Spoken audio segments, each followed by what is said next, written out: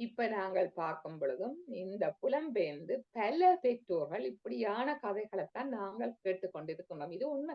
இது சும்மா இல்ல. இது கண்ட உண்மையாக நடந்த கதையைத்தான் அவர் கதையா இருக்கிறார். கற்பனையிலே இது நடந்திருக்காது என்பதை நான் ஊகித்துக் கொண்டேன். இதுதான் இன்றைய மனித வாழ்க்கையில் இப்பொழுது நாம் பார்த்துக் கொண்டிருக்கின்றோம். மாற்றங்கள் அடைத்து வரும் உலகில் மனித வாழ்க்கையும் கலாச்சாரங்களும் மாறி மறைக்கப்பட்ட சுவர்களுக்கிடையில் சிக்கி தவிக்கின்றது என்று வாழ்க்கையை மகிழ்ச்சியாக கொண்டாடுவோமே என்று இந்த கதை எனக்கு உணர்த்தியது. நாம் யாருக்கு உதவி செய்தாலும் நமக்கு உதவி செய்வார்கள் என்று யாரும் இல்லை. அதனை விட யாருக்கு நாம் உண்மையாக இருந்தாலும் முதலில்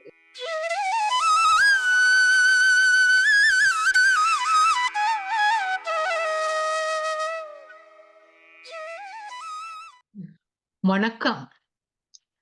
மனிதன் தனது துக்கம், சுகம், சொர்க்கம், நரகம் ஆகியவற்றுக்கான விதைகளை தன்னுள்ளேயே சுமந்து கொண்டிருக்கின்றான். உங்களுக்கு நடப்பது எதுவாக இருந்தாலும் அது உங்களாலேயே நிகழ்கின்றது என்று சொல்லி உங்களை வாழ்த்தி வரவேற்கின்றேன். இன்று புதன்கிழமை 16ஆம் தேதி ஜூலை மாதம் 2025ஆம் ஆண்டு. தினமும் உலக சமாதானம், ஒற்றுமை, ஆரோக்கியம், மன அமைதி ஆகியவற்றை முன்னிலைப்படுத்தி ஒரு கூட்டு தியானம் செய்கின்றோம். UK நேரம் 9 மணிக்கும் 11 மணிக்கும் இரவு 8 மணிக்கும் தியானம் செய்கின்றோம். ஐரோப்பா நேரம் காலை 9 மணிக்கும் மதியம் 11 மணிக்கும் இரவு 8 மணிக்கும் தியானம் செய்கின்றோம். மற்ற நாடுகளிலிருந்து இணைப்பவர்கள் UK நேர கணிப்பின்படி இணைந்து கொள்ளுமாறு தாழ்மையுடன் வேண்டுகின்றேன். இன்றைய நிகழ்ச்சி நிரலாக தியானத்தை வழிநடத்த இருப்பவர் நடராஜா ஜெகநாதன். தியானத்தை பற்றி சுருகுறிப்பு சொல்லி இதை தொடருவார். சொற்பொழிவு நியூசிலாந்து சந்திரனின் புலம்பெயர்ந்த கனவுகள் சிறுகதை பற்றி உரை ஆற்ற இருப்பவர் நவஜோதி ஜோகரட்னம். பின்பு கலந்துரையாடல் நடைபெறும். அன்னளவாக 9:30 மணிக்கு நிறைவு செய்ய உங்கள் ஒத்துழைப்பை கோரி நிற்கின்றோம். 9:30 மணியின் பின் கைகளை போடாமல் இருந்தால் உங்கள் ஒத்துழைப்பு எனக்கு கிடைத்ததாக அர்த்தம். நவஜோதி, நீங்க ஸ்பீச்சுக்கு வேணுமென்று சொன்னா 8:20க்கும் ஜாயின் பண்ணலாம். இப்ப இருந்து தியானம் செய்யுங்க. ஓகே. இப்போது இந்த தளத்தை நான் நடராஜ ஜெகநாதனிடம் ஒப்படைக்கின்றேன். 8:30 மட்டும் தியானம் நடைபெறும். நன்றி. நன்றி தமா மாஸ்டர். அனைவருக்கும் வணக்கம். இன்னும் சொற்ப வேளையில் தியானம் 30 நிமிடம் வரை நிகழவுள்ளது. இதில் பங்கு கொள்ள வந்தமைக்கு யாவருக்கும் நன்றி. உறக்கம் உடலுக்கு ஓய்வு தந்து புத்துணர்வு அளிப்பது போல் தியானம் மனதுக்கு ஓய்வு தந்து புத்துணர்வு அளிக்கும் என்பது நிச்சயம். தியானத்துக்கு முன் நமக்காக வேண்டிய உறுதிமொழிகளை முதலில் நினைவு கூறுவோம். நாம் எல்லா வளங்களும் பெற்று ஆரோக்கியமாகவும் ஆனந்தமாகவும் வாழ உள்ளோம். நமது வாழ்வு எல்லா விதங்களிலும் நமக்கு திருப்தி ஆகிவிடும். அருமையான கூட்டு தியானம் இத்தளம் மூலம் நமக்கு ஒரு வரப்பிரசாதமாக அமைகின்றது. தியானத்துக்கு முன் இளம் சூடான நீரை சிறிதளவில் அருந்தி மீதியை அருகாமையில் வைத்திருக்கவும். தியானத்தின் போது நாம் பெறக்கூடிய பிரபஞ்ச உணர்வுகளை இந்த நீரும் கிரகிப்பதானால் அதை அருந்துவதன் மூலம் மேலதிக பலன்களை நாம் பெறக்கூடியதாகும். இனி தியானம் செய்ய தயாராகவும். வசதியான ஒரு இருக்கையில் அல்லது தரையில் சப்பானியிட்டு அமர்ந்து கொள்ளுங்கள். முள்ளந்தண்டை நேராக வைத்துக்கொண்டு உடலை தளர்த்தி கொள்ளுங்கள். மூக்கு கண்ணாடி அணிந்திருப்பவர்கள் அதனை கலற்றிவிடலாம். கைவிரல்களை ஒன்றாக கோர்த்து கைகளை மடி மீது வைக்கவும். கதரையில் உட்கார்ந்திருப்பவர்கள் கால் பாதங்களை ஒன்றன் மீது ஒன்றாக பதிக்கலாம். கண்களை இலேசாக மூடியவாறு மூச்சின் மீது கவனம் செலுத்துவோம். முதலில் உள்மூச்சு, பின்னர் வெளிமூச்சு என வளமையான முறையில் சுவாசித்தால் போதுமானது. வழங்கப்படும் இசையிலும் கவனம் செலுத்தலாம். வேறு எண்ணங்கள் மனதில் எழுந்தால் அவற்றை விடுத்து மீண்டும் சுவாசத்தின் மீது கவனத்தை திருப்புவோம். நன்றி.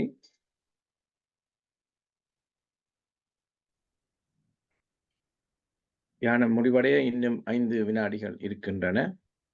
5, 4, 3, 2, 1. இப்போது கைவிரல்களை பிரித்து கண்கள் மீது வைத்து மெதுவாக விலத்தவும். இனி கண்களை திறந்து மீண்டும் இயல்பான நிலைக்கு திரும்பலாம். அனைவரும் இணைந்து இக்கூட்டு தியானத்தை மேற்கொண்டதற்காக கைகளை தட்டி கரகோஷம் எழுப்புவோம். நன்றி.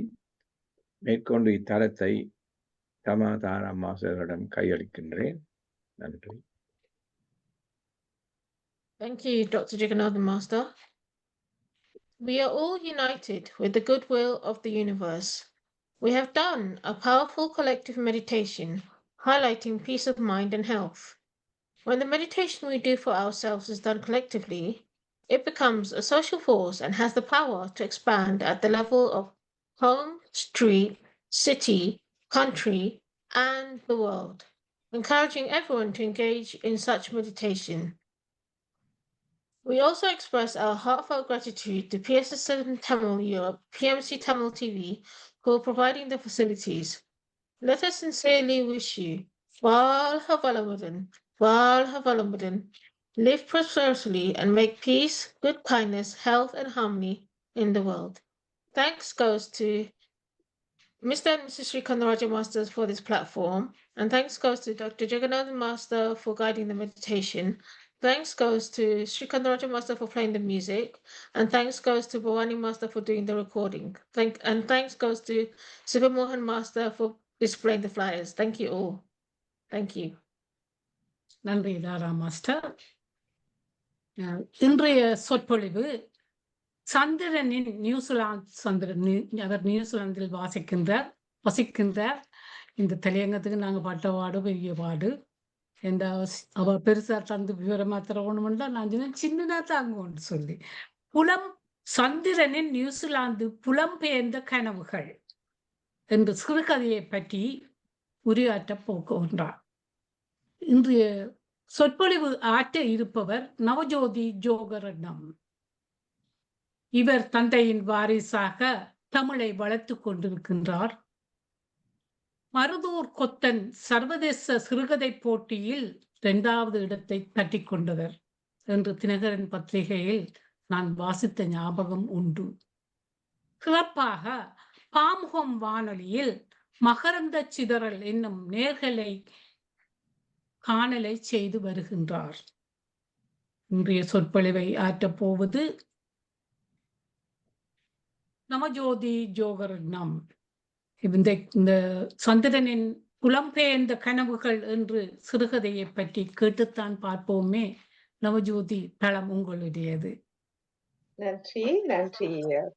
திருமதி தமயந்தி சண்முகநாதன் மற்றும் தாரா அவர்களுக்கும் மிகுந்த நன்றி. இங்கு வருகை தந்து இருக்கும் அனைத்து உறவுகளுக்கும் எனது இனிய மாலை வணக்கம் கூறி, என்று இன்றைய சந்திரன் என்றது உங்களுக்கு கேட்கும் பொழுதே அழகாக இருக்கும் என்ற ஒரு சந்தோஷத்தில் தான் சொல்கிறேன். அவருக்கு உண்மையான எழுத்து துறையில் அவர் உபயோகிக்கின்ற பெயர் ஜோர்ஜ் அருளானந்தம். ஜோர்ஜ் அழகையாவல்ல, ஜோர்ஜ் அருளானந்தம். மிகவும் சந்தோஷமாக இருக்கிறது. கடந்த சனிக்கிழமையும் அவர் நியூசிலாந்தில் வாழ்ந்து கொண்டிருப்பவர். அவருடைய புத்தக, அதாவது மண்ணும் மனிதர்களும் என்ற ஒரு அழகிய கவிதையை சிறுகதையை கடந்த வாரம் வெளியிட்டிருந்தார், ஞாயிற்றுக்கிழமை. அதுக்கு உறவினர்கள், அதாவது ஆனக்கோட்டையை பிறப்பிடமாக கொண்டவர். அதுல உறவுகள் அவருடைய அண்ணா ரஞ்சன் அண்ணா ஜெர்மனியில இருந்தும், அவரும் நியூசிலாந்து இருந்து அவர்களுடைய குடும்பம் எல்லாமே மிக மிக அருமையாக அந்த விழா இடம்பெற்றதையும் இங்கே முதற்கண் குறிப்பிட்டு, மண்ணும் மனிதர்களும் இதுதான் அவருடைய நூல். அவரை பற்றியும் சிறிது கூறி இந்த கதைக்குள் நான் நுழையலாம் என்று நம்புகின்றேன். ஏனென்றால் நாங்கள் எல்லோருமே புலம்பெயர்ந்தவர்களானே, எல்லோரும் புலம்பெயர்ந்து இங்கு லண்டன்ல வாழ்ந்து கொண்டிருக்கின்றோம். அவர் நியூசிலாந்துல வாழ்ந்த ஒரு அருமையான கதை. இதனை நான் தமேந்திய காக்கு வாசிக்கும் பொழுது அருமையான கதை, இது எங்களுடைய எல்லோருக்கும் அது பொருத்தமாக இருக்கும் நவஜோதி என்று கூறியபடியால் அந்த கதையை எடுத்தேன். உண்மையாக அது எங்களுக்கு பொருத்தமான ஒரு கதை. இவர் ஜோர்ஜ் என்றே நான் கூறிக்கொண்டு போகின்றேன். ஏனென்றால் அவர் சந்திரன் தான். சந்திரன் என்றால் அழகா இருக்கும். அவர் ஆனக்கோட்டை என்ற கிராமத்தை பிறப்பிடமாக கொண்டவர். அங்குள்ள பாடசாலையில் தான் தனது ஆரம்ப கல்வியை ஆரம்பித்தவர். அதன் பிறகு உயர்கல்வியை மானிப்பாய் இந்து கல்லூரியில் மேற்கொண்டவர். அதன் பின்பு அவர் பேராதனை பல்கலைக்கழகத்தில் பொறியியல் இளமானி பட்டத்தையும், பேங்காக்கில் ஏசியன் இன்ஸ்டிடியூட் ஆஃப் டெக்னாலஜி அதாவது பொறியியல் முதுமானி பட்டம் பெற்றவர். அதன் பின்னர் புலம்பெயர்ந்து 1991 ஆண்டில் தாய்லாந்தில் வாழ்ந்த அனுபவம், பின்னர் நியூசிலாந்தில் 1998 ஆண்டு தொடக்கம் வாழ்ந்து அங்கு தமிழ் சங்கத்தின் ஒரு தலைமை பொறுப்பை ஏற்றது மட்டுமல்ல, அங்க பரந்துபட்ட தமிழ் தொண்டாற்றி இருக்கின்றார். அதனால் அவருக்கு 2012 ஆண்டில் சிறந்த நியூசிலாந்து குடிமகன் விருதும், அதே ஆண்டில் இங்கிலாந்து மகாராணியின் பதக்கமும் அவரின் சேவைக்காக கிடைத்ததென்றால் உண்மையாக நாங்கள் எல்லோரும் பெருமைப்பட வேண்டும். மிகச் சிறப்பான விடயம்.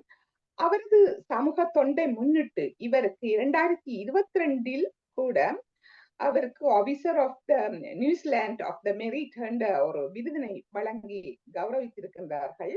இவை யாவும் எங்களுடைய ஆனக்கோட்டை கிராமத்துக்கு மட்டுமல்ல, இலங்கை தமிழ் மக்கள் அனைவருக்குமே ஒரு சிறப்பான விடயம் என்றதை இங்கே கூறிக்கொண்டு, அவருடைய இந்த சிறுகதை வண்ணும் மனிதர்களும் என்ற சிறுகதையில நான் புலம்பெயர்ந்தவரின் கனவுகள் என்ற ஒரு சிறுகதையைத்தான் உங்களோடு நான் கலந்துரையாட போகின்றேன். அதன் பிறகு அந்த கதையை நான் கூறிய பிறகு நீங்கள் உங்களுக்கும் பல்வேறு ஒவ்வொருவருக்கும் அனுபவங்கள் இருக்கும். உங்களுடைய அனுபவங்களையும் தமேந்தி அக்கா கூறியது போன்று நாங்கள் பகிர்ந்து கொண்டால் மிக சிறப்பாக இருக்கும் என்று நான் நம்புகின்றேன். உண்மையாக ஒரு நல்ல புத்தகம் ஒன்றை நாங்கள் வாசிக்க கையில வந்துட்டு தண்டால் அடுத்த நிமிடமே அதுக்கு ஒரு உயிர் வந்துவிடும் என்றுதான் நான் நினைக்கிறேன். எல்லா காலகட்டத்திலும் புறக்கணிப்புகள் மத்தியிலும் இந்த கதைகள்லாம் நம்மோடு பேச காத்திருக்கின்றன. இந்த புத்தகங்கள் தான் அத்தகைய ஒரு அந்தரங்கமான ஒரு விடயங்களையும் நினைவுகளின் ஊடாக எமக்கு பரிசளிக்கின்றன என்று நான் நினைக்கின்றேன். அந்த விதத்தில இந்த கதைகளுக்கு நான் வாசித்த பொழுது அதுகளுக்கு ஒரு இதயம் இருக்கிறது என்று நான் நம்புகின்றேன். உண்மையாக தத்துவ புத்தகங்களை நாங்கள் படிக்கும் போது அது என்னுள்ள ஒரு ஓசையை எழுப்பாது, சத்தம் இல்லாமலே அது படித்து சத்தம் இல்லாமலே போய்விடுகின்றன. ஆனால் இந்த கதை புத்தகங்கள் என்னுள் ஒரு துணிச்சலுடன் ஒரு கலக குரலாக துணிக்கின்றது. அதை நான் அவதானித்திருக்கின்றேன். பல காலங்களுக்கு பிறகுதான் இப்ப நாங்கள் பொதுவாக எல்லா படைப்பாளிகளும் தனது காலகட்டத்தில் ஒரு அது அவ்வளவு செல்லா காசா என்று கூறலாம், செல்லா காசாகவும் பல காலங்களுக்கு பிறகு அவர்கள் அரிய ஒரு பொக்சங்களாகவும் மாறிவிடுகின்றார்கள். இதை நாங்கள் பல பல படைப்பாளிகளை நாங்கள் அறியும் பொழுது நாங்கள் அறிய முடிகிறது. இப்ப நாங்கள் எடுத்துக்கொண்ட ரஷ்ய எழுத்தாளர்களையோ அல்லாட்டா இந்திய எழுத்தாளர்களையோ அல்லாது இலங்கை எழுத்தாளர்களை படைப்பாளிகளை எடுத்துக்கொண்டால் கொண்ட உடன் நாங்கள் இதுவத்தை அவதானிக்க முடியும். இத்தகைய பல படைப்பாளிகள் ஒரு வெளிச்சம் காட்டுவதை நான் உண்மையாக அவதானித்து வந்திருக்கின்றேன். வாழ்க்கை பற்றிய பாடத்தை எங்களுடைய வாழ்க்கை இத்தகைய ஒரு படைப்பாளிகளால் தான் காட்ட முடிகின்றது. படிப்பது கதையை அல்ல, எங்கட நிஜ வாழ்வின் மாற்றங்கள் பற்றிய தெளிவை எங்களுக்குள்ள நமக்குள் உணர்த்துகின்றது. அந்த வகையில் சற்று வித்தியாசமாக புலம்பெயர்ந்தவனின் கனவுகள் என்ற ஜோர்ஜின் அந்த சிறுகதை உண்மையாக எனக்குள்ள பேசியது. நான் அதை வாசிக்கும் பொழுது என்னை கொஞ்சம் உலுக்கி விட்டதை நான் சொல்ல வேண்டும். இது எப்படி என்றா ஊருக்கும் நாட்டுக்கும் பெரும் சேவையாற்றிய ஒரு பெரிய மனிதரை இழந்து நிற்கின்றோம். ஒரு மேடையில வந்து இரங்கலுரை வழங்கிய ஒருவர் ஒரு தழுதழுத்த குரலில் உரையாற்றி கொண்டிருக்கின்றார் என்று ஜோர்ஜ் அந்த கதையை ஆரம்பிக்கின்றார். அதாவது ஒருவர் இறந்து விட்டார், அவருக்கு நாங்கள் இங்க ஒரு பேச்சு நாங்கள் ஒரு உரைகள் செய்வதுதானே. அது மாதிரி அங்க நியூசிலாந்துல இருந்தவர் ஒருவர் தான் இதற்கு சொல்லுகின்றார். எனக்கு தவன் தான் அவருக்கு பெயர். அவர் இறந்தவருக்கு தவன் என்பவரை 35 வருடங்களாக தெரியும். தவன் இலங்கையின் வடக்கு பகுதியில் இருந்து எமது நாட்டுக்கு புலம்பெயர்ந்து வந்தவன். இலங்கையில் நடந்த உள்நாட்டு போரினால் உயிருக்கு பயந்து இலங்கையை விட்டு வெளியேறியதாக அடிக்கடி கூறிக்கொள்வான். தவன் தனது மனைவியுடன் 2 பிள்ளைகளுடன் தான் எமது நாடான நியூசிலாந்துக்கு குடியேறியிருந்தார். அந்த நேரத்தில் இலங்கையிலிருந்து வருகை தந்தோர் பெரும்பாலாக உங்களுக்கு தெரியும் வைத்தியர்களும் பொறியியலாளர்களும் தான் இருந்தார்கள். இங்க வாருது அவர்களுக்கு கூட தகுந்த வேலை வாய்ப்புகள் வந்த எமது நாட்டில் வந்தவுடன் கிடைக்கவில்லை. அதிகமாக லண்டனுக்கு வந்தால் கூட அப்படி முன்பு அப்படித்தான் சொல்லுவார்கள், எல்லோருக்கும் தெரிந்தபடியும். இதனால் அதிகமானோர் பிசா கட், பல்பொருள் அங்காடி போன்ற பல அந்த கடைகளில் தான் வேலை செய்தனர்.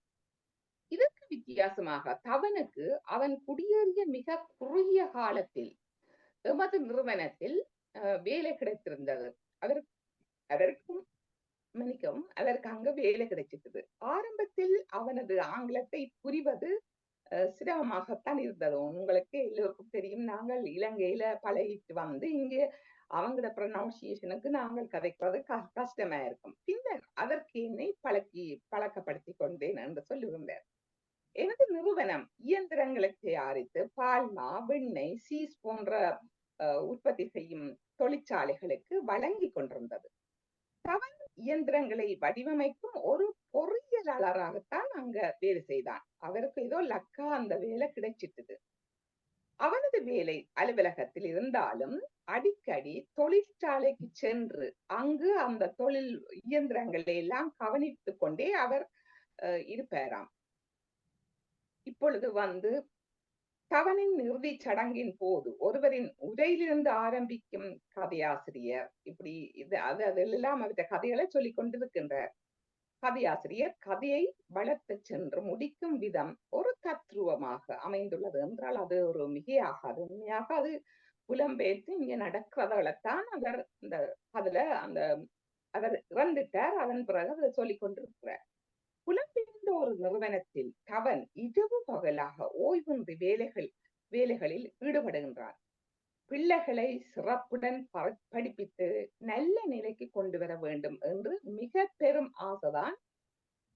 எங்களை பார்த்தாலே தெரிந்தானே, ஒவ்வொரு பெற்றோரும் புலம்பெயர்ந்த ஒவ்வொரு பெற்றோரின் அதுதான் அந்த கனவு. எல்லோரும் தங்கட பிள்ளைகள் எல்லாரையும் வளர்ந்து கொண்டே அவர்களை வடிவாக படிப்பிக்க வேண்டும். அவன் நம்மை இந்த கதையில் தவன் என்ற தந்தையும் தன்னை வருத்தி உழைக்கின்றான். என்ன செய்வது, ஒரே பிள்ளைகளை நல்லாக்க வேண்டும் என்று சொல்லி போட்டு இந்த கதையில கதையாசிரியர் சமகாலத்தில் இடம்பெற்ற நிகழ்வுகளைத்தான் கதைகளாக்கி அந்த நகர்த்துகின்ற இந்த பாணி வாசனை உண்மையாக சிந்திக்க வைக்கிறது. இரவு பகலண்டு இல்ல, தவனுக்கு அங்கதான் வேலை. தவனுக்கு அதுக்கு பிறகு 3வது மகனும் பிறக்கிறான். உண்மையில் தவன் இறந்தவர் தனது குடும்பத்தில் மிகவும் ஒரு பற்றும் பாசமும் தான் வைத்திருந்தான். வளமையான நமது பெற்றோரின் எதிர்பார்ப்புகள் உங்களுக்கு தெரியும். வைத்தியராக வர வேண்டும், பொறியியலாளராக வர வேண்டும், அல்லது ஒரு கணக்காளராக வர வேண்டும் என்பதுதான் எங்கட மக்களிடம் அதிகமாக காணப்படுகின்றது. இதனால் அவர் தவன் என்றது வேலை என்று பெற்றோர்கள் ஓடி திரிவீர்கள். நாங்கள் எல்லோரும் இங்கே உதவத்தான் செய்தோம். ஆனால் தவனும் அதற்கு விதிவிலக்கல்ல. தனது 3 பிள்ளைகளும் வைத்தியராக தமிழ் பெண்களை திருமணம் செய்ய வேண்டும் என்ற ஒரு எதிர்பார்ப்புகளுடன் பிள்ளைகளை வளர்த்து வந்தான். தவனுக்கு தான் பதவியிலும் சமூகத்திலும் உயர வேண்டும் என்ற பேரவா தந்தையான தவன் ஓய்வு ஒளிச்சலின்றிய அயராத உழைப்பு பணமும் பல வழிகளில் வந்து சேர்ந்தன. சமூகத்தில் உயர் மட்டத்தில் இருந்தவர்கள், அதாவது அவனோட நெருங்கி பழகின எல்லாம் பெரிய பெரிய ஆட்கள் எல்லாரும் பழகத் தொடங்கினார்கள். தொழிலதிபர்கள், அரசியல்வாதிகள் என பல தொடர்புகள் எல்லாம் அவருக்கு ஏற்பட்டது. தவன் தனது முன்னேற்றம், தனது குடும்பத்தின் முன்னேற்றம் என கருதினான். தனது சமூக அந்தஸ்தின் உயர்வு, தனது குடும்பத்தின் உயர்வு என்றுதான் அவன் கருதினான். ஏனென்றால் இப்படி எல்லாம் பெரிய ஆக்களோட பழகுறான், நான் எனக்கு நல்ல பணம் வருது சொல்லி போட்டு.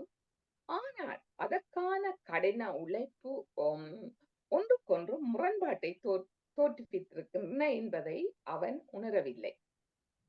தவனுக்கு அவனது மனைவியுடன் மகன்மார்களுடனும் செலவழிக்கிறதுக்கு நேரம் கிடைக்கிறதே இல்லை. ஏனென்றால் அவருக்கு நெடுகிலும் வேலை. அப்ப மனைவிக்கு அவளின் நிஜங்கள் அளிக்கும் அந்த சந்தோஷத்தை விட அவள் இந்த நினைவுகள், அப்ப யோசிக்கிறான், இங்க வந்து நான் சந்தோஷமா இருப்பேன் என்றால் வேலை என்று போகுது, நான் என்ன செய்யறது? அப்ப வீட்டுல தனியே தானே சமைச்ச பிறகு அவ தனியே இருப்பா. என்ன அவக்கு சந்தோஷமே இல்லாம இல்ல, பிள்ளைகளும் பள்ளிக்கூடத்துக்கு போயிடும். அப்படியே அவளுக்கு அதிக சந்தோஷத்தை கொடுத்திருக்க வேண்டும். நிறையில்லாத நிஜங்களை அவள் தன்னுள் நிறுத்தி பார்த்து அழியாத தனது நினைவுகளால் தன்னை ஆசுவாசப்படுத்தினாள். காலப்போக்கில் தவனின் மனைவி தனது பெரும்பாலான நேரத்தை என்ன செய்வாண்டா, இந்து கோவில் ஒன்றுக்கு சென்று அங்கு உதவி செய்து அவர்களோட அந்த நோக்குடனே பலவிதமான வேலைகளில வந்து அவ அங்க ஈடுபடுத்தி கொண்டு தன்னை நாளே கழிச்சு கொண்டு இருந்தா. தவனின் முதலாவது மகன் என்னண்டா வைத்தியத்துறையில அனைவியலுக்கு நல்ல விருப்பம் தவன். அப்ப தவன் இந்த வெட்புறத்தில் 4 பேரில் படித்தான். அதுக்கு பிறகு நீங்கள் நினைத்தபடி இதோ நான் டாக்டராக வந்து விட்டேன், ஆனால் நான் டாக்டராக வேலை செய்ய போவதில்லை என்று விட்டு அவன் என்ன செய்யறான்டா, அவன் இசைத்துறையில் நுழைந்து ஒரு பாடகனாக திகழ்ந்தான். தவனின் அந்த இசைத்துறையில் நுழைந்த அவங்களுக்கு தெரியும் தான், இசைத்துறையில் முன்னேறி நியூசிலாந்துல பெரிய ஒரு பாட்டுக்காரனா வந்துட்டான். ஆனால் இத்துறையில் பொதுவாக நுழைந்தால் மதுவும் போதை மருந்துக்குத்தான் பேர் போனதென்று இசைன்னு சொன்னால் இங்கே அப்படித்தான் கூறுகின்றார்கள். அந்த நியூசிலாந்துல அப்படி இருந்திருக்கு போல. அப்ப அவன் போய் அதுக்கு அடிமையாக வந்துட்டான். ஒரு நிகழ்ச்சியில் பாடி முடித்து விட்டு வந்து படுத்தவன் அவன் எழுந்திருக்கவில்லை. அளவுக்கு அதிகமான போதை மருந்து பாவனை காரணமாக அவன் இறந்து போனான். உண்மையாக இவ்வளவு கஷ்டப்பட்டு தகப்பன் எல்லாம் படிப்பிச்சு தவனின் வாழ்க்கையில் அவனுக்கு ஒரு பேரிடி. தவனின் மனைவி இந்த கொடிய வேதனையால் அவக்கு தாய்க்கு அப்படி இருக்கும் கவலையால அவக்கு பாரிசவாதம் வந்துருக்குது. சில காலம் படுக்கையிலே இருந்து அவ அப்படியே அவவும் இறந்து போனான். இப்ப மூத்த மகனும் போயிட்டுது. இவர் அந்த கவலையில மூத்த மகன் இறந்த கவலையில தாயும் அதுல வருத்தமாயிருந்து அவவும் போயிட்டான். 2வது மகன் என்ன செய்தான், அவன் பொருளாதார துறையில் படித்து ஒரு ஆலோசகராக வேலை செய்தான். அவன் ஒரு ஐரோப்பிய பெண்ணைத்தான் திருமணம் செய்து ஒரு குழந்தை பிறந்தவுடன் சில வருடங்களின் பின்னர் இங்க நடக்குமா போல இப்ப நாங்க பார்க்கிறோம் தானே, என்னன்னா டிவோர்ஸ், அதாவது விவாகரத்து செய்து விட்டு இன்னொரு சீன பெண்ணை அவர் திருமணம் செய்து கொண்டான். அந்த சீன பெண்ணுக்கு அவளுக்கு ஏற்கனவே மணமாகி 2 பிள்ளைகள் இருந்தன. அப்ப 3வது இப்படியான நிலைமையில வந்துட்டார். 3வது மகன் ஃபேஷன் இண்டஸ்ட்ரியல்ல ஒரு தலைமுடி அலங்கரிப்பாளராக வேலை செய்கின்றான். அவன் என்னென்றால் அவன் ஒரு ஓர்நைட் சேர்க்கையாளன். இது இப்ப அங்கு நாங்கள் இங்க புலம்பெயர்ந்த நாட்டுல அதை நாங்கள் அறியக்கூடியதா இருக்குது. அவன் வந்து நார்மல் இல்ல, அவர் வந்து ஓரின சேர்க்கை. அவன் இன்னொரு ஆண் மகனை நியூசிலாந்தின் சட்டப்படி அங்கே அவன் மேரி பண்ணி கொண்டிருக்கிறான். அவர்கள் ஆப்பிரிக்க வறிய நாடொன்றில இருந்து 2 குழந்தைகளை வந்து அதை தத்தெடுத்து அவைகள் வளர்த்து கொண்டிருக்கின்றன. இது அவனுக்கு பெரும் ஏமாற்றத்தை கொடுத்தது. கடின உழைப்புடன் வேகமாக முன்னேறி பதவி, பணம், அந்தஸ்து என்பவற்றை அடைந்த தவன் வந்து தனது கடைசி காலத்தை எப்படி முடிச்சார், தனிமையில ஒரு வயோதிப மடத்துல கழித்து கடைசியால வந்து போனார். ஏனென்றா ஒவ்வொரு தரம் கல்யாணம் முடிச்சு குடும்பமா போயிருந்தோம், அவன் செத்து போனா, இவர் இவ்வளவு உழைச்சு மிகவும் கஷ்டப்பட்டு என்ன கடைசியாக வயோதிப மடத்துக்குத்தான் அங்கதான் கடைசியாக போய் அங்கே இறுதி காலம் முடிஞ்சுது. கவனின் இறுதி காரியங்கள் தமிழ் முறைப்படி அப்ப அவர் சேர்த்து அந்த ஸ்பீச்ல தான் இவ்வளவு நடக்குது. முறைப்படி நடந்து கொண்டிருந்தன. கவனின் கால் மாட்டில் அவனது மனைவியின் படமும் மூத்த மகனின் படமும் வைக்கப்பட்டிருக்குது. வலது புறத்துல என்ன செய்த 2வது மகனும் அவனது தற்போதைய சீன வழி வம்சாவளி மனைவியும் அவளது 2 பிள்ளைகளும் நின்று கொண்டிருந்தார்கள். சற்று தூரத்துல அவனது ஐரோப்பிய முதல் மனைவி, அவங்களுக்கு தெரியும் தானே, முதல் மனைவியும் அவனது 3வது மனைவியும் அவனது குழந்தையும் நின்று கொண்டிருந்தார்கள். அவனின் இடது புறத்துல அவனது 3வது மகனும் அவனது துணைவனும் 2வது ஒட்டை இதுதானே, அத்தோடு அவர்கள் தத்தெடுத்த அந்த ஆப்பிரிக்க குழந்தைகளும் நின்று கொண்டிருந்தார்கள். இது இப்படித்தான் அந்த கதை. அப்படியே கவனின் உடல் வந்து அந்த மின்சார எரிப்பகத்துல வெந்து சாம்பலாக போகின்றது என்று அந்த ஜோர்ஜ் வந்து அந்த கதையை முடிக்கின்றார். இப்ப நாங்கள் பார்க்கும் பொழுதும் இந்த புலம்பெயர்ந்து பல பெற்றோர்கள் இப்படியான கதைகளைத்தான் நாங்கள் கேட்டுக்கொண்டிருக்கின்றோம். இது உண்மை, இது சும்மா இல்ல, இது கண்ட உண்மையாக நடந்த கதையைத்தான் அவர் கதையா இருப்பார். கற்பனையிலே இது நடந்திருக்காது என்பதை நான் ஊகித்துக் கொண்டேன். இதுதான் இன்றைய மனித வாழ்க்கையில் இப்பொழுது நாம் பார்த்து கொண்டிருக்கின்றோம். மாற்றங்கள் அடைத்து வரும் உலகில் மனித வாழ்க்கையும் கலாச்சாரங்களும் மாறி மறைக்கப்பட்ட சுவர்களுக்கிடையில் சிக்கி தவிக்கின்றது என்று வாழ்க்கையை மகிழ்ச்சியாக கொண்டாடுவோமே என்று இந்த கதை வந்து எனக்கு உணர்த்தியது. நாம் யாருக்கு உதவி செய்தாலும் நமக்கு உதவி செய்வார்கள் என்று யாரும் இல்லை. அதனை விட யாருக்கு நாம் உண்மையாக இருந்தாலும் முதலில் ஏமாற்றப்படுபவர்கள் நாமே. நாம் யாருக்கும் நல்லது நினைத்தாலும் நமக்கு நல்லது நடக்கிறதா? இல்ல. நன்றி இல்லாத இந்த மனிதர்களிடத்தில் நன்றியை எதிர்பார்க்க முடியாதுதானே? இப்படியான பல கேள்விகளை எல்லாம் நம்ம தொடுத்து கொண்டிருப்பது இந்த கதை எனக்கு அப்படி தோன்றியது. உங்களுக்கு என்னவோ தெரியவில்லை, இப்பொழுது தோன்றி இருக்கும் நினைக்கின்றேன். இன்றைய தலைமுறையினரிடம் திருமணம் பற்றி நீங்கள் கதையை பெற்றோர்கள் எடுத்தால் அதில் என்ன சொல்லுங்கள்? அது ஒரு தேவையில்லாத வாழ்க்கையிலோ நீங்கள் வாழ்ந்து கொண்டிருப்பீர்கள் என்கிறார்கள். அழகு என்று சொல்லிக்கொண்டு இப்ப பார்த்தால் என்ன நடக்குதுன்னு தெரிந்தானே, இடை குறைப்பும் உடற்பயிற்சியும் எல்லாம் நடக்குது, எல்லாம் செய்து கொண்டிருக்கின்றார்கள். இன்றைய இளையவர்களை பார்த்தா அவங்களை எல்லாருக்கும் தெரியும், அவையெல்லாம் மெல்லிசா இருக்கணும் என்று இங்க ஒவ்வொரு வீட்லயும் ஒவ்வொரு பெற்றோரை சொல்லுவார்கள். அழகு வேறு, ஆரோக்கியம் வேறு. திடகாத்திரமாக இருப்பதற்கு நல்ல உணவை உண்டு ஆரோக்கியமாக இருக்க வேண்டும்.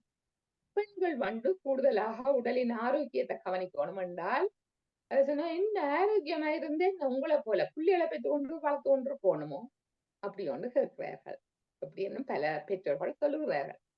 இன்றைய தலைமுறையினர் புலம்பெயர்ந்து படித்து பட்டம் பெற்றதோடு தொழில்நுட்பங்களும் பிடிபட தமது பெற்றோரையே நீங்கள் எல்லாம் பழைய காலத்து மனிதர்கள், எங்களுடைய வாழ்க்கை வேற உங்களோட வாழ்க்கை வேற என்றெல்லாம் இப்ப வந்து போதிக்கணும். பல பேரோட கதைச்சா அப்படித்தான் வருது. பிள்ளைகள் எதை கூறினாலும் ஆனா பெற்றோருக்கு பிள்ளை பாசம் விட்ட போமா? பிள்ளை பாசம், புதிய பாசமும் அல்லது பழைய பாசம் அப்படி ஏதாவது இருக்குதா? ஏதாவது தெரியல, உங்களுக்கு நேரம் இருந்தா சொல்லலாம். இப்ப நீங்க கலந்துரையாடலுக்கு தானே. தோல்வி அடைவதற்கு நாம் வருத்தப்படவில்லை, ஆனால் நான் என்ன செய்ய வேண்டிய அனைத்தையும் செய்த பிறகு வந்த தோல்விக்கு நான் கவலைப்படுவதில்லை என்று ஆபிரகாம் லிங்கன் சொல்லியதை இப்ப அதிகமான பெற்றோர்களுக்கு நினைவுறுத்துவதை பார்க்க முடிகின்றது என்பது என்னை பொறுத்தவரையில பொருத்தமானது. உண்மையாக கதை என்பது, நாங்கள் கதை புத்தகங்களை வாசிப்பது என்பது வாழ்வின் ஒரு ஆவணம். கதைகளிடம் நாங்கள் கற்போம் என்று இந்த கதையை சுருக்கமாக முடித்து, உங்களுடைய கருத்துக்களும் இருக்கும், இந்த கதையை கேட்டிருப்பீர்கள், உங்கள் அனுபவங்களும் இருக்கும். திருமதி தாமியந்தி கூறியது போன்று கலந்துரையாடல் மூலம் ஒவ்வொருத்தரும் தங்களுடைய கருத்துக்களை பரிமாறலாம் என்று நம்புகின்றேன். நன்றி, வணக்கம். பியூட்டிஃபுல், நல்ல எக்ஸலன்ட், நல்ல தமிழில் சொன்ன அழகான கதையை நாங்கள் நன்றாக ரசித்தோம். சந்தோஷம் இல்லாத மனைவி, எங்களுடைய எதிர்பார்ப்புகளை நாங்கள் பெற்றுக்கொள்ளாத பிள்ளைகள் என்று பல நற்சிந்தனைகளை கூறினீர்கள். உண்மைதான். உங்கள் பெற்றோரே உங்கள் எண்ணங்களை பிள்ளைகளிடம் கிணியாதீர்கள். இந்த நல்ல சொற்பொழிவை ஆற்றிய எங்கள் நவஜோதி ஜோகர்ணத்துக்கு பாராட்டி கைகளை தகவசம் செய்வோம்.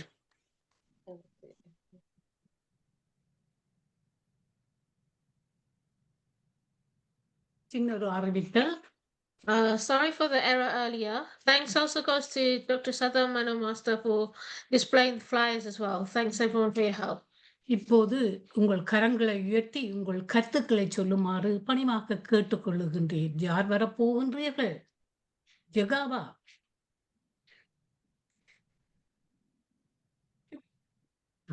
இதோ கலைவாணி வந்துள்ளார், சொல்லுங்க. வணக்கம், அனைவருக்கும் வணக்கம். வணக்கம் நவஜோதி. உங்களுடைய திறமை, அதாவது மண்ணும் மனிதர்களும் என்ற கதையை அழகாக அதாவது அந்த புத்தகங்கள் எங்களுக்குள்ள எப்படி பேசும் அந்த பேசுமோ அதே போல நீங்கள் அந்த கதையை நல்ல அழகாக அந்த எங்களுடன் பேச வைத்தீர்கள். அது நீங்கள் வாசித்ததை, அதாவது நீங்கள் ஒரு படைப்பாளி என்ற ரீதியில நீங்கள் ரசித்ததை எங்களையும் ரசிக்க வைத்தீர்கள். அழகாக அந்த கதை சொல்லும் பாங்கு நீங்க அழகா அதை நடத்தி சென்றது அழகா இருந்தது.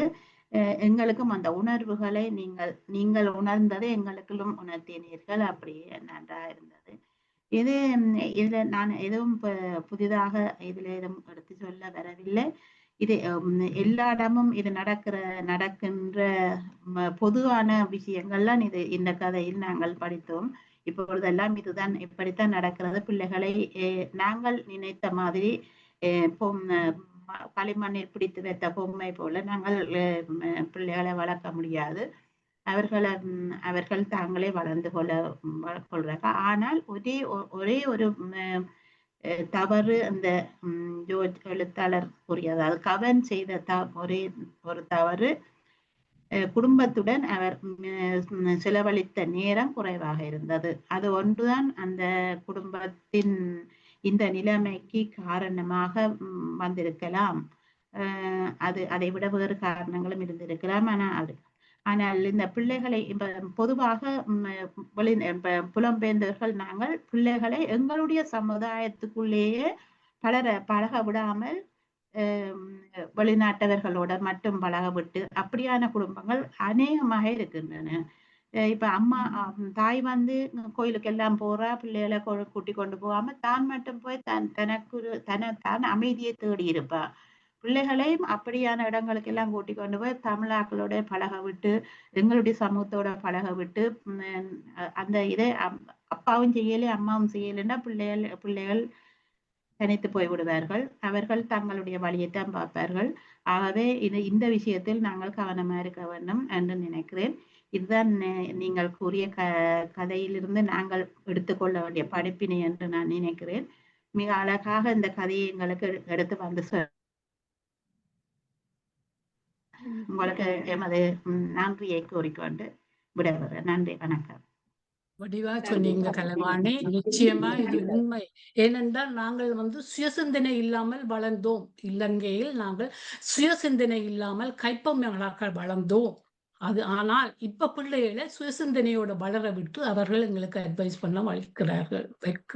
அட்வைஸ் பண்ணுகிறார்கள் என்பதை கூறி அடுத்து எங்கள் ஜேம்ஸ் மாஸ்டர் நீங்க சொல்லுங்க ப்ளீஸ்.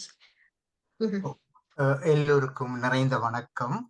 அழகாக சொல்லப்பட்டது கதையா அனுபவமா? நல்ல அழகாக இருந்தது, தெளிவாக சொன்னீர்கள், விளக்கமாக இருந்தது.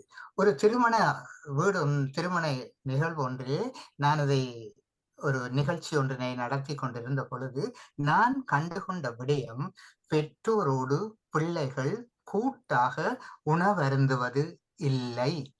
பெற்றோர்களோடு பிள்ளைகள் கூட்டாக உணவருந்துகின்ற பிள்ளைகள் நல்ல பிள்ளைகளாக இருக்கிறார்கள். ஏனென்றால் அங்கே உறவு இருக்கிறது, அதிகாரம் இல்லை. ஆனால் வெளியாலே பிள்ளை இப்படித்தான் வளர வேண்டும், இப்படித்தான் செய்ய வேண்டும் என்ற அதிகாரங்கள் கொடுக்கப்படும் பொழுது அங்கே அவர்கள் பெற்றோர் சொல்வதிலும் பார்க்க தங்களுடைய நண்பர்கள் சொல்வதைத்தான் கூடுதலாக கேட்கிறார்கள். இதனை நாங்கள் கவனிப்பதில்லை. அடுத்தது இந்த பாடசாலையினுடைய விவகாரத்தினை எடுத்துக்கொண்டால் பிள்ளைகள் என்ன செய்துகள் என்றால் சாப்பாட்டையும் தூக்கி அறைக்கு போய் வெளியால நோ என்றி போட்டிருக்கும். பிள்ளைகளுடைய அறைகளை போக விடுவதுகள் இல்லை. இதே நிலைமை கல்வி கற்கும் போது எனக்கு பிள்ளைகளோடு எனக்கும் ஏற்பட்டது. நான் சொன்னேன், உன்ற கடிதம் நான் உடைப்பேன், நான் உடைச்ச பிறகுதான் கடிதம் உனக்கு வரும். ஆற்ற கடிதம் என்றாலும் நானோ அம்மாவோ உடைச்சுத்தான். இல்ல எங்களுக்கு பள்ளிக்கூடத்துல சார், அது பள்ளிக்கூடத்துல, இங்க அது இல்லை. அடுத்தது பிள்ளைகளை நாங்கள் டாக்டராகத்தான் வேணும் என்று படிப்பிக்கின்ற ஒரு சூழமைவு தோல்வியானது. பிள்ளைகள் விளையாடுகிறார்கள், விளையாட்டிலே திறமாக விளையாடினாலும் கூட அதுவும் கல்விதான். பிள்ளைகளை எது கல்வி என்பதை புரியாத நிலையிலே நாங்கள் இருந்திருக்கின்றோம். கலைவாணி அம்மாவும் கூட அழகாக இதை பற்றி இதை சொல்லி இருந்தார்.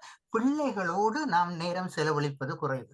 ஒரு நிகழ்ச்சி ஒன்றிலே நான் சொல்லி இருந்தேன், என்னவென்று சொல்லி சொன்னால், ஒரு பெற்றோர் பிள்ளைகளிடம் கேட்கிறார்கள், பெற்றோரிடம் கேட்கிறது, அப்பா உங்களுக்கு எவ்வளவு சம்பளம் ஒரு மணித்தியாலம்? $10. நான் $10 தாரம் ஒரு மணித்தியாலம், என்னோட விளையாட வாருங்கள். இது ஒரு நிகழ்வு. ஆகையினாலே பெற்றோர்கள் பிள்ளைகளோடு சேர்ந்து விளையாடும் பொழுதுதான் சரியான நிலைக்கு வருகின்றார்கள். இதனுடைய அனுபவங்களை சரியாக பகிர்ந்து கொண்டிருக்கின்றீர்கள். நன்றி அம்மா, வணக்கம். நன்றி நன்றி. நன்றி ஜேம்ஸ் மாஸ்டர். டாக்டர் சிவச்சந்திரிகா மாஸ்டர், நீங்க சொல்லுங்க ப்ளீஸ். வணக்கம் அனைவருக்கும். வணக்கம் சப்பு பேச்சாளர் நவயோகி சகோதரி அவர்களே. இன்று நல்ல ஒரு கதையை சொன்னீர்கள், நல்லா ஈர்த்தது. இந்த கதையில அவர் திருமணம் செய்த முறை, பிறகு ஐரோப்பிய ஒரு ஆளை திருமணம் செய்து பிறகு விலகி விவாகரத்தெடுத்து பிறகு சீன பெண்ணை மரிமணி பிறகு அங்கால உள்ள அந்த ஓரணை கேட்க உள்ள அட்ட பிள்ளையும் கண்டது. அதுதான் நடக்க போறதுன்றதை இனிமேல் நீங்கள் ஊகித்த மாதிரிதான் நானும் யூகித்தேன். மற்றது இதுல என்ன, முதல் சொன்ன மாதிரி ஜேம்ஸ் மாஸ்டர் சொன்னது மாதிரி இந்த வாழ்க்கையில இந்த உண்மையா எல்லாரும் ஒரு நாளைக்கு ஒரு காலாவது நாங்க சேர்ந்திருந்து சாப்பிட வேணும். அது சரியான குறைவு. டைம் இல்ல, பிசி என்ற வாழ்க்கை முறை இருக்கிறதால இப்படி அந்த குடும்பத்துல குறைவாக காணப்படுகிறார்கள். உங்களோட அந்த கதை விஷயங்களை இதுல சொல்லி உள்ளது. மற்றது நாங்கள் பிள்ளைகளில எதிர்பார்ப்பு வைப்பது, நாங்கள் விரும்பியபடி பிள்ளைகள் நாங்கள் சரியா, நான் இப்படித்தான் யோசிப்பேன், நாங்கள் எங்களோட வைப்ரேஷன் தான் பிள்ளைகளுக்கு போக போகுது, எந்த தோட்ஸ் தான் அங்க போக போகுது. சொல்லித்தான் ஆக வேணும் என்று தேவையில்லை. அது நான் என்னுடைய தோட்ஸ்ல அது வந்தால் அவைக்கு அங்கால் கடத்தப்படும். சில விடயங்களை நான் பார்த்துருக்கேன், நான் சொன்னதில்லை, ஆனா நடந்திருக்கிறது. அதுல வைத்துக்கொண்டு நாம எங்களோட அந்த அவையோட செலவழிக்கிற நேரங்களை எந்த வகையில நாங்க செலவழிக்கிறோமோ, எவ்வளவு கூட்டி எங்களோட நல்ல உறவை நாங்கள் உருவாக்குறோமோ, நாங்க சொல்லாமல் அடுத்த இது கிடைக்கும். ஏன்னா என்னை எடுத்துக்கொண்டா எனக்கு முதல்ல உள்ள அம்மா அப்பா, அதுக்கு அங்கால உள்ள தாத்தா அவைகளையும் பாக்கீங்க, அவ இல்ல, ஆனா நான் அவ செய்ததை நான் செய்யணும்னு ஆசைப்படுறேன். அப்ப நான் என்ன வைத்துக்கொண்டு நான் அவர்களை யோசிப்பேன். அவை எனக்கு சொல்லி அது வந்தவ தாத்தா சரி அப்பப்பா சரி எனக்கு இப்படி செய்யணும்னு எனக்கு சொல்லி தரவில்லை. ஆனால் அவர்கள் செய்ததை நான் இல்லாத காலத்துல நான் யோசிச்சு இப்ப எனது தாப்பனர் இறக்கும் போது சொல்லி இருந்தார், தான் கிட்டத்தட்ட 2600 மரண சடங்குகளில் நான் மரண சடங்கு அந்த தேவாரத்தை நல்லாக பாடுவேன். பாடினா ஒரு பொம்பளை பெண்ணு பாடுற மாதிரி இருக்கும், நல்லா அழகா பாடுவேன். உண்மையாகவே நான் லண்டன்ல அப்பா இறந்தா போல நானா கேட்டு போய் தேவாரம் பாடுவேன். எனக்கு அவர் சொல்லி வச்சவர். அத மாதிரி அந்த வைப்ரேஷன் வேறுமென்று தான் நான் நம்புறேன். நாங்க செய்யறது அங்கால கடத்தப்படும் தான் நான் நம்புறேன். கடத்தப்படாத விடத்தை சிதறி நேரங்களை குறைச்சு அப்படி வாழ்ந்தா இந்த கதை மாதிரி அங்க இங்க எல்லாம் போய் இந்த வாழ்க்கை முறை மாறும் என்று சொல்றேன். உங்களோட கதை நல்லா ஈர்த்தது. பாராட்டுகள், நன்றிகள், வாழ்த்துக்கள். நன்றி நன்றி நன்றி. இது உண்மையா ஜோர்ஜுக்கு தான் இந்த பெருமையெல்லாம் போடும். அவர்தான் இந்த கதையை அழகாக எழுதியிருக்கிறார். இது நியூசிலாந்துல இடம்பெற்ற கதையா இருக்கலாம்ன்றது என்னுடைய இது. ஏன்னா நாங்கள் இப்ப பார்க்கிறோம் தானே. என்னபடியா நீங்க நல்ல வடிவாக அதை உன்னிப்பாக இழந்திருக்கிறீங்கள் சந்திரிகா. எல்லாரும் பேசியவர்கள் அந்த கதையை உள்வாங்கி கூறுகின்றீர்கள். எனக்கு மிக மகிழ்ச்சியா இருக்கிறது. நன்றி நன்றி. தமா மாஸ்டர், அந்த ஷெரீன் என்றால் கை போட தெரியாத இருக்கு, பேசுறதுக்கு எத்தனைக்கிறோம். வணக்கம். நான் இந்த தளத்துக்கு புதியவள். என்னுடைய பேர் ஷெரீன் சதுஸ்ரீ சுகுமார். நான் ஆனக்கோட்டையை பிறப்பிடமாக கொண்டவள், சந்திரனுடைய ஊரை பிறப்பிடமாக கொண்டவள். நான் இந்த தளத்துக்கு புதியவள். நவாஜோதி அக்கா என்னுடைய சொந்தக்காரி. நவாஜோதி அக்காவின் ஊன்றுதலாலே தான் நான் இந்த தளத்துக்கு இன்று வந்துள்ளேன். மற்றும் நான் இந்த மண்ணும் மனிதர்களும் என்ற ஜோச்சன்னையின் நான் ஜோச்சன்னை என்று கூறுவதில்லை, அவரை அழைப்பதில்லை. நான் சந்திரன் என்றுதான் அழைப்பது உண்டு.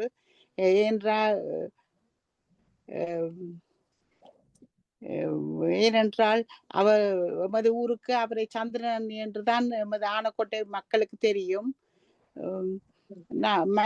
மண்ணும் நவாஜோதி அக்காக்கு முதற்கண் எனது நன்றியும் வணக்கத்தையும் தெரிவித்துக் கொள்கிறேன். மண்ணும் மனிதர்களும் என்ற புத்தகம் மார்கழி முதலாவது பதிப்பகம் மார்கழி 2023 இரண்டாவது பதிப்பகம் சித்திரை 2025 வெளியிடப்பட்டது. இப்பதிப்பகத்தில் ஒரு பாமர மக்கள் கூட விளங்கக்கூடிய அளவுக்கு சந்திரனை இந்த புத்தகத்தை இதழ்களாக வர்ணித்துள்ளார். இதில் நவாஜோதி அக்கா கூறிய வடிவம் மிகவும் சிறப்பாக இருந்தது. அவருக்கு மிகவும் நன்றிகளை தெரிவித்துக் கொள்கின்றேன். என்றால் அவவும் ஆனக்கோட்டையை ஊரை பிறப்பிடமாகவும் காங்கிரஸ் துறையையும் பிறப்பிடமாக கொண்டவர் என்று நான் நினைக்கின்றேன். நான் சிறியவள் என்றபடியால் எனக்கு அவனோட உண்மையான பூர்வீகம் எனக்கு தெரியாது. மற்றும் இந்த இதழை சந்திரனை கவிதை வடிவத்திலும் எழுதியுள்ளார். கவிதையிலும் அவர் மிகவும் ஆர்வம் உள்ளவர் என்று இதழை வாசிக்கும் பொழுது எனக்கு தெரிகின்றது. மிகவும் அழகாக வர்ணித்துள்ளார். மற்றும்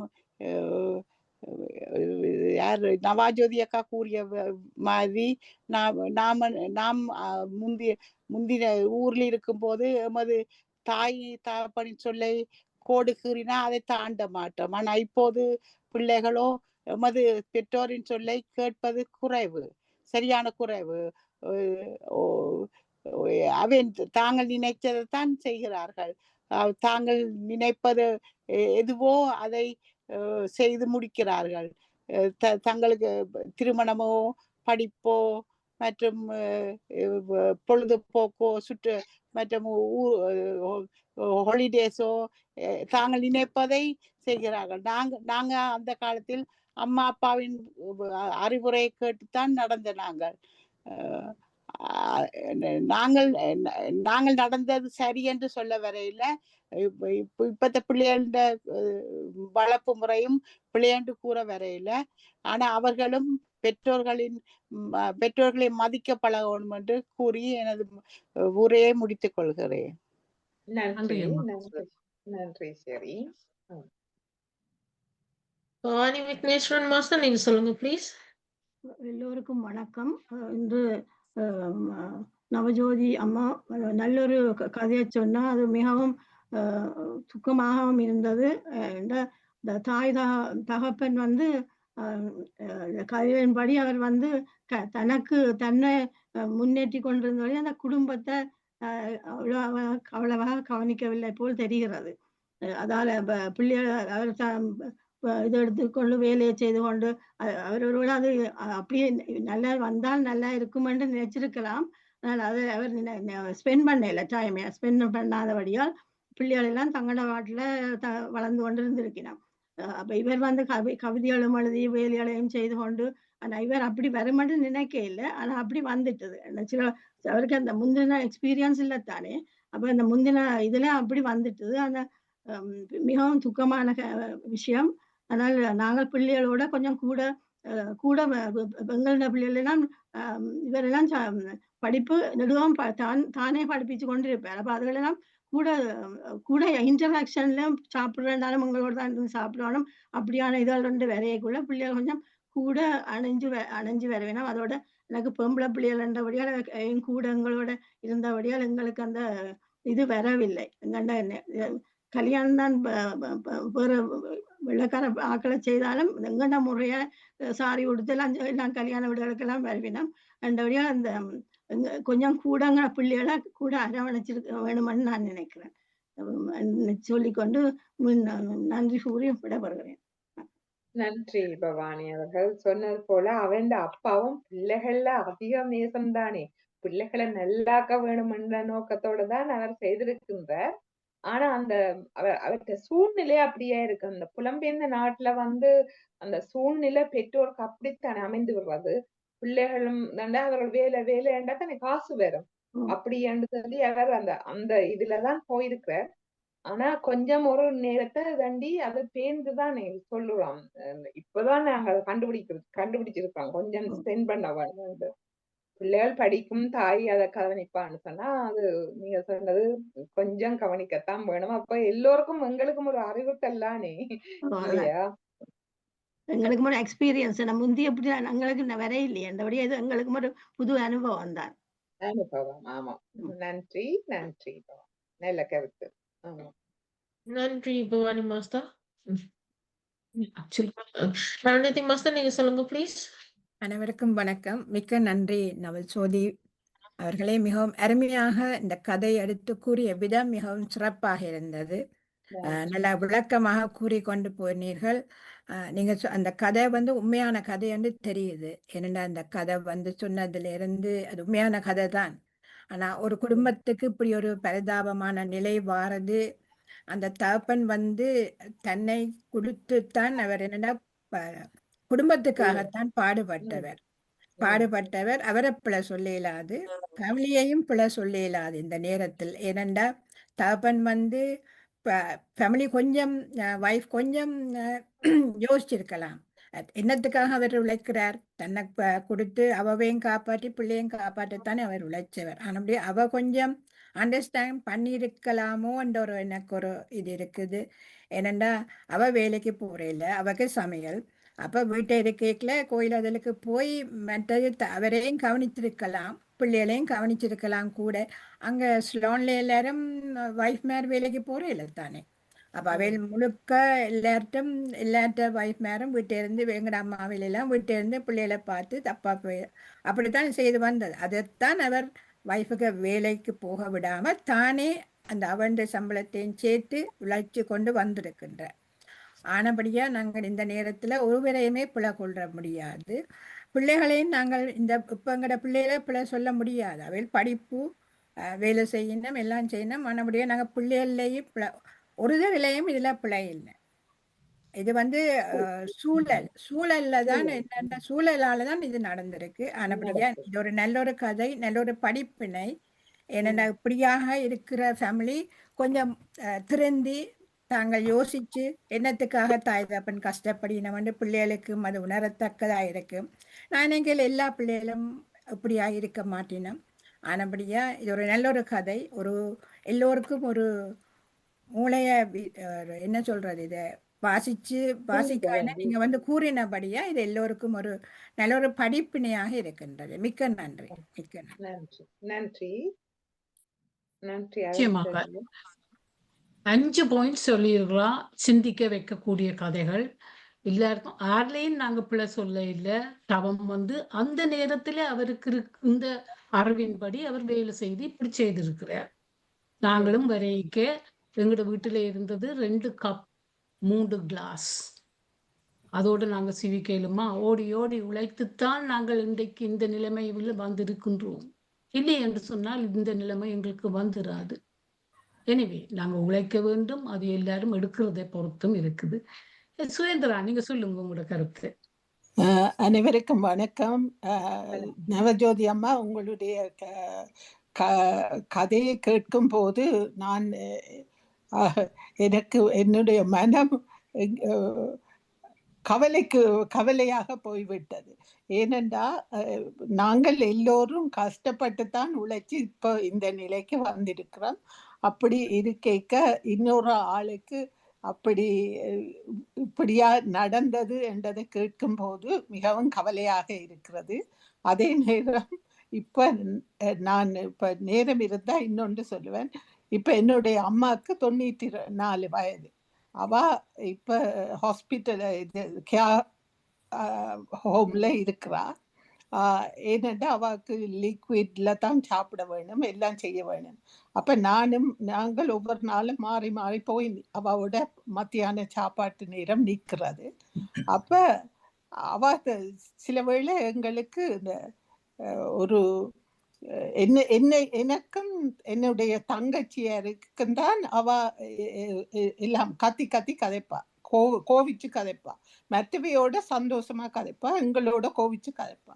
அப்ப நாங்கள் சொல்றது, அம்மா நாங்களும் உங்களை தேடி இவ்வளவு தூரம் வந்திருக்கிறோம், ஒவ்வொரு நாளும் வாரம் பேசாம நாங்கள் சொல்றத கேளுங்க. அப்ப இந்த மகள் அவட்ட விசிட் பண்ணிக்க அவ சொல்லி இருக்கிறா, உம்மோட அம்மாவும் ஆன்டியும் என்னோட கோவிச்சு கதைக்கணும் என்று.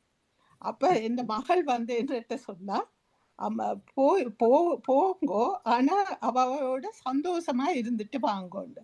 ஆனா சில வேளை அவ அந்த கதைகள் வந்து எங்களை கோபம் வர பண்றதாக இருக்கிறது. அதை பார்த்துட்டு இப்ப இந்த மகள் எனக்கு ஒரு சின்ன ஒரு இதொண்டு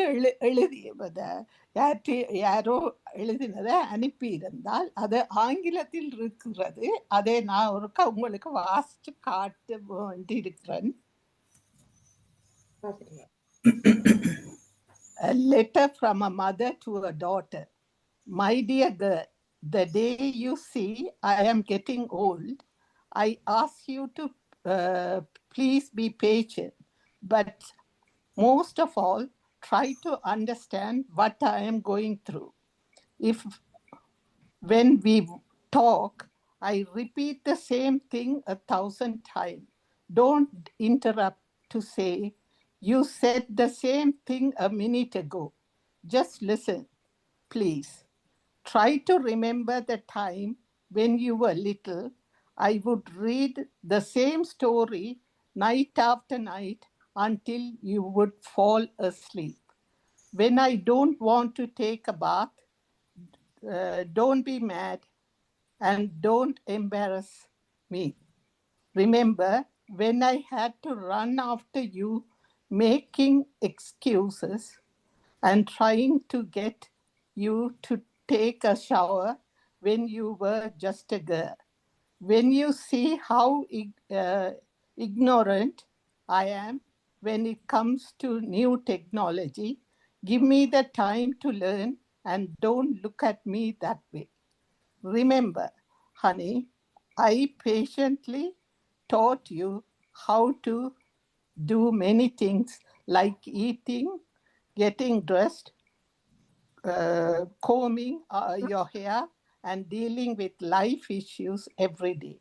The day you see I am getting old, I ask you to please be patient. But most of all, try to understand what I am going through. If I occasionally lose track of what we were talking about, give me the time to remember. And if I can't, don't be nervous, impatient, or arrogant.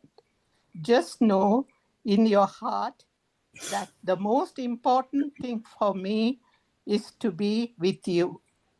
And when my old, tired legs don't let me move so quickly as before, give me your hand the same way that I offered mine to you when you first walked. When those days come, don't feel sad. Just be with me and understand me while I get the end of my life with love. I'll cherish and thank you for the gift of time and joy we shared. with a big smile and the hug, love I have always had for you. I just want to say I love you, my darling daughter.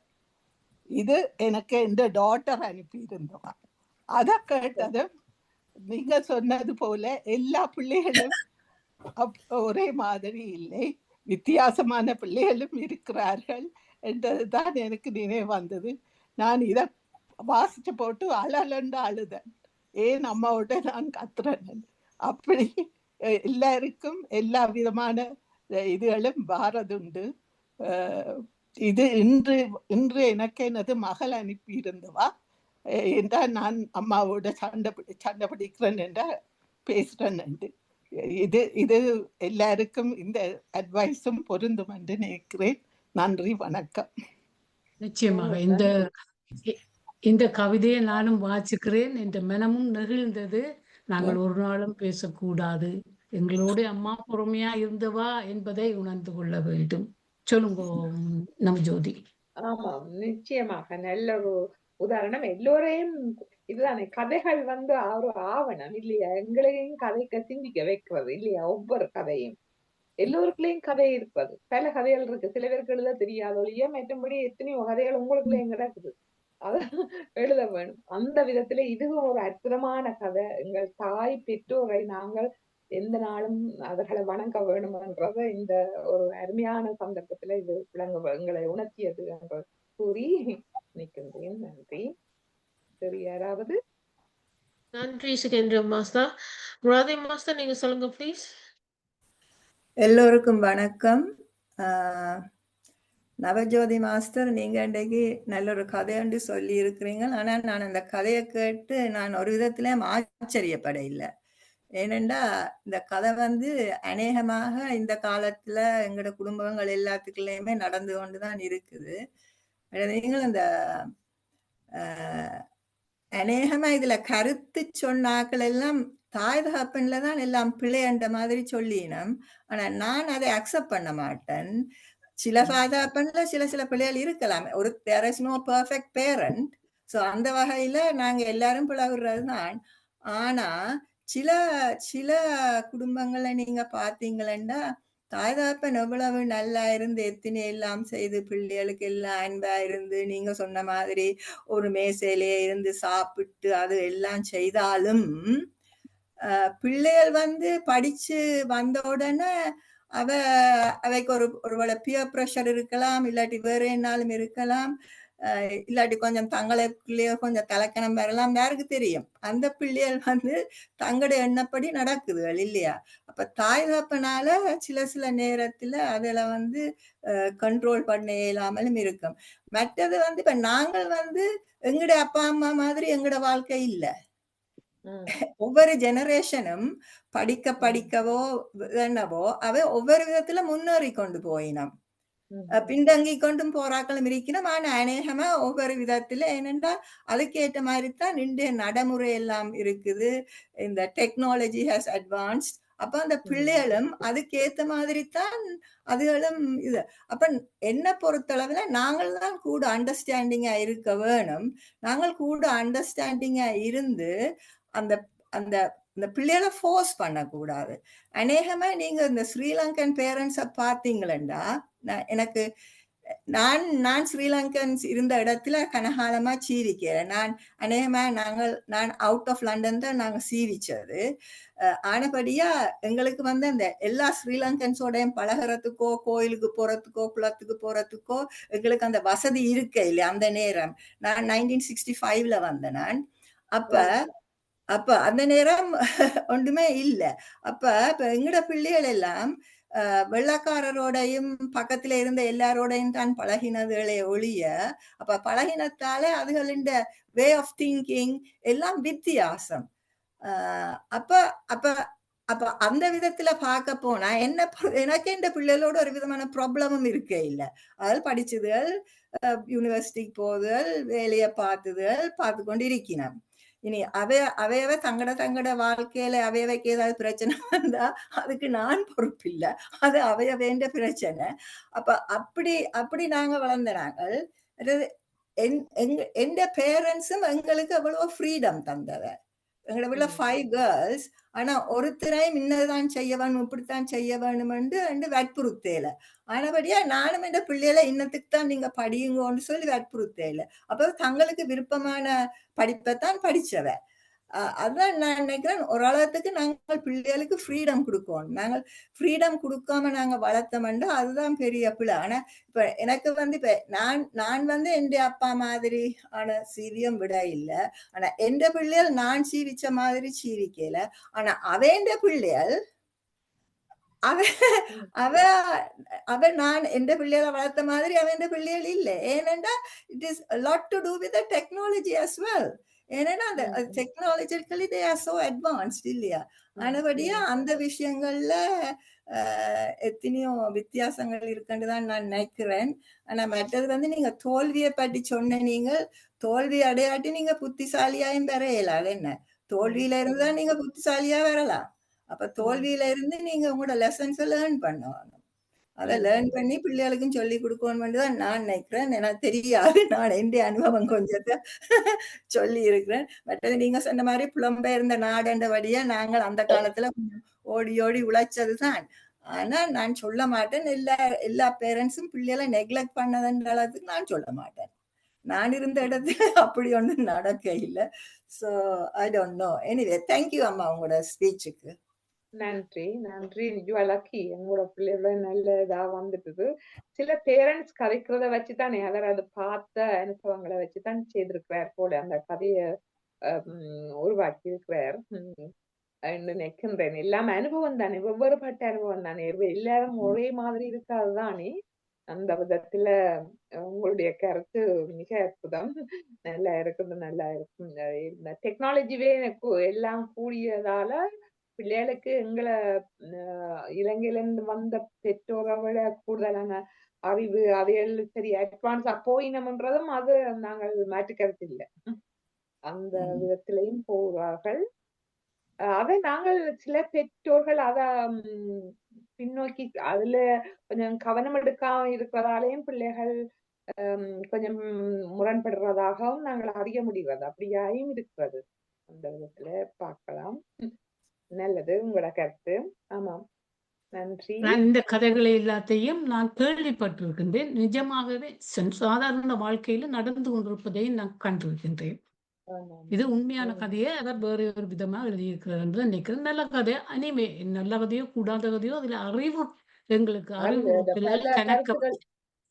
கருத்துக்களை நான் பாராட்டுகின்றேன்.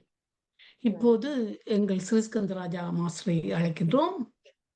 அனைவருக்கும் வணக்கம். இது கதையாண்டு ஒரு சொல்றதை விட உண்மையான சம்பவங்கள், இதே போல பல பல சம்பவங்கள் நடந்திருக்கின்ற எனக்கு தெரியும். நான் கதை ஃபார்மேட்ல அது எழுதியிருக்கிறார். ஆனா இதே மாதிரி பல சம்பவங்கள் நடந்திருக்கு. மற்றது புலம்பெயர்ந்த வாழ்க்கையில் நீங்க எதிர்பார்க்கக்கூடிய விஷயங்கள் அப்படி இல்லாட்டிங்க நீங்க திருப்பி அங்க போயிருக்கிறதா பெட்டர். இதுகள் இரண்டாவது என்னோட ஹோஸ்ட் கம்யூனிட்டியோட இருக்க இப்படிப்பட்ட விஷயங்கள் கட்டாயம் நடக்கும். அவையின் கல்ச்சர் வேற, எங்கட கொஞ்சம் கல்ச்சர் வேற, அதுல பல விதமான விஷயம் இருக்கும். ஆனா அப்படி இருக்க எங்கள்ல இருக்கிற நல்ல பகுதியையும் பார்த்துக்கொள்ள வேணும் என்று கூறிக்கொண்டு, அருமையாக நீங்கள் நல்லா எழுதக்கூடியவர், நல்லா பேசக்கூடியவர், அருமையாக பேசியிருந்ததுக்கு நன்றியை கூறி நாங்கள் நிகழ்ச்சிகளுக்கு போவோம். அதாவது நாளைக்கு காலமே வழக்கம் போல 8:45 UK டைம் தியான நிகழ்ச்சி நடைபெறும். 45 மினிட்ஸ் நடைபெறும். 9:15 சேர் யோகா அண்ட் மைண்ட்ஃபுல்னஸ் செஷன் நடக்கும். சரோஜினி நலந்துவன் அவர்கள் சிட்னியிலிருந்து இவர்கள் வழி நடத்துகிறார்கள். இப்போ இந்த 11 மணிக்கு, இப்போ இந்த 10 மணிக்கு மீண்டும் தியான நிகழ்வு நடைபெற இருக்கின்றது. அது தனி மனித அமைதிக்கும் உலக அமைதிக்குமாக நடக்கும் தியானம். இந்த 11 மணிக்கு முனைவர் சந்திரா கிருஷ்ணனுடைய பேச்சு தொல்காப்பியர் கூறும் வனப்பு. தொல்காப்பியர் இவன் எக்ஸ்பர்ட், அருமையாக பேசக்கூடியவர்.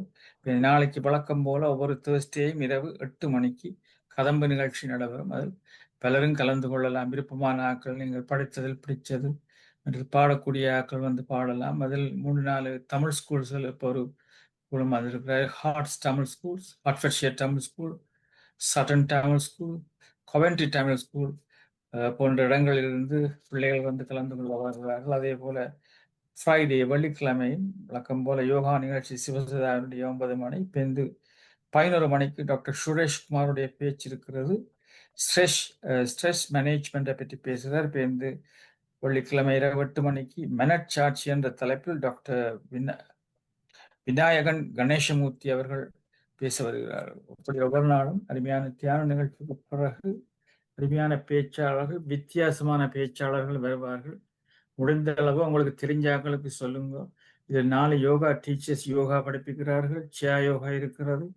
மற்றது மன அமைதிக்கு அருமையான தியானம், ஸ்ட்ரெஸ், அதாவது நாங்கள் ஸ்ட்ரெஸ்ஸாக இருக்காமல் இந்த தியானத்தை ஸ்ட்ரெஸ் ஃப்ரீயாக இருக்கலாம் என்று கூறிக்கொண்டு என்னுடைய கருத்தையும் அறிவித்தலையும் நிறைவு செய்கின்றேன். நன்றி, வணக்கம். நன்றி. உங்களோட கதம்ப நிகழ்ச்சிக்கு எங்களுக்கு வெயிட் பண்ண இயலாது. நாங்க எங்களுக்கு நவஜோதி நல்ல வடிவா பாடுவோம். ஒரு நாளைக்கு வந்து பாடுங்க நவஜோதி ப்ளீஸ். ஓகே, நன்றி. பாடுங்களை கேட்டேன். நான் பொண்ணு நேர கேட்டேன்.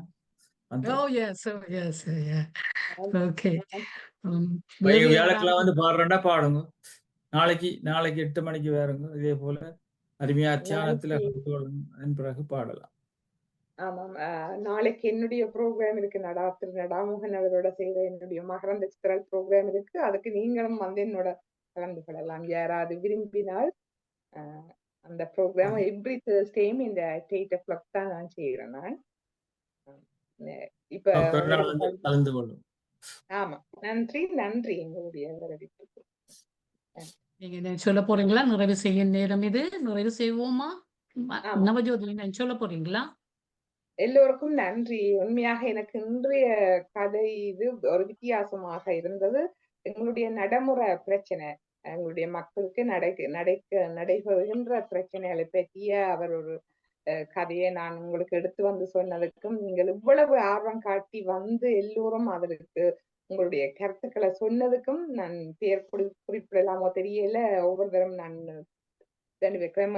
முதலாவது Kalaivani, James master, doctor Chandrika, Sherin, நன்றி. மற்றது பிரவுன், மற்றது அருந்ததி, சுசேந்திரா, தெரியல நான் உச்சரிக்கிறது, ராதை, டாக்டர் ஸ்ரீகந்தராஜா ஆகியோருக்கு மிகுந்த நன்றியை தெரிவிக்கின்றேன். உண்மையாக அருமையாக உங்களுடைய கருத்துக்களை இல்லாமல் இருந்தீர்கள். எனக்கு இன்று மிகவும் மகிழ்ச்சியா இருப்பது. இதில் முக்கியமாக என்னை அழைத்த தமயந்தி சண்முகராஜா அவர்களுக்கும் மிகுந்த நன்றியை தெரிவித்து விடைபெறுகின்றேன். மீண்டும் சந்திப்போம். நன்றி, வணக்கம். வணக்கம். நிச்சயமாக இதையெல்லாம் ஒற்றுமையாக கேட்டுக்கொண்டிருந்தவர்களுக்கும் எங்களுக்கு நேரத்துடன் ஒத்துழைத்த அனைவருக்கும் எனது நன்றிகள். நிறைவு செய்யும் நேரம் இது. நீர்க்குமிழி மனித வாழ்க்கையில் பிரபஞ்சமும் இறைசக்தியும் விடுவிக்க முடியாத புதிர். எல்லாரையும் நேசித்து வாழ்வோம். நேசித்து விடைபெறும் உலக சமாதான குழுவினர். மீண்டும் நாளை காலை 8:45 சந்திப்போம். நன்றி, வணக்கம்.